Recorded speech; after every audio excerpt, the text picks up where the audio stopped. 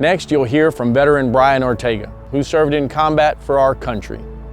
Bryan is an example of Big Pharma's push for opioid consumption in the United States. Through cannabis, he was able to break the opioid dependence by moving to Colorado. Here is his story. My name is Bryan Ortega. I'm a Texas refugee. I'm a veteran. I'm an advocate for the veteran community and community at large. I'm the Director of Operations for Veterans for Natural Rights, and we advocate for natural healing.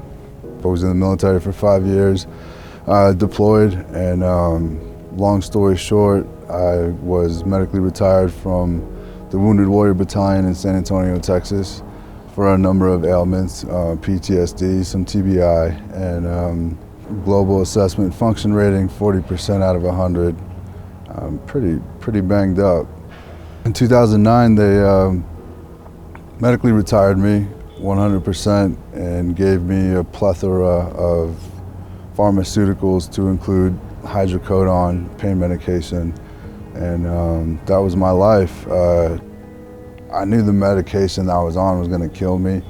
I felt like a slave to it. I would curse the sun for coming up because it was a new day of pain, and the first thought is I need a pill.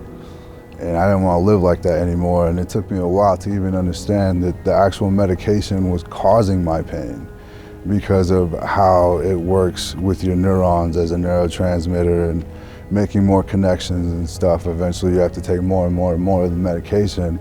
I was not far off from an accidental overdose just by the sheer volume of medication I had to take to maintain a sense of homeostasis, if you will. And I knew cannabis was the way to go.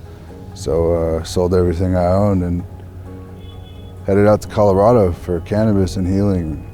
My close friends were okay with it. They knew where I was in my life and my functionability on the pharmaceuticals, and they knew the healing properties of the plant. People that are still kind of scared to even acknowledge it because it's so illegal, they thought I was crazy.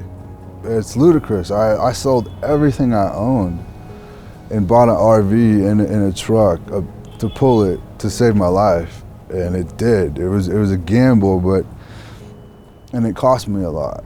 But I'm still here, and nobody else should have to lose so much just to find healing from something that grows naturally. There's a thing that comes with PTSD called hypervigilance. So you're always on a state of arousal. Your somatic nervous system is always super engaged, and it makes functioning on a daily level hard. I think that's why people, our veterans in particular, display certain behaviors like avoidance.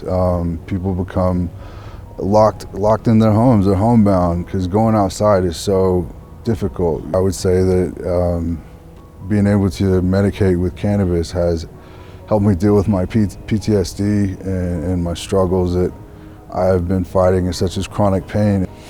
Eventually I got well enough to where I was able to go to college, enrolled in engineering school at CU Boulder, and did pretty good for a while until I had some troubles back in Texas. I was taken to court. My son was not allowed to come visit me.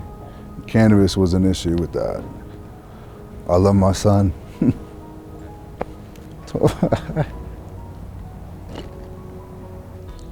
Nobody should have to be a criminal or a bad parent because they want to heal. I am 1,000 times more of a functional and productive citizen because I have access to cannabis than I ever could, was, or would be on prescription pain medication.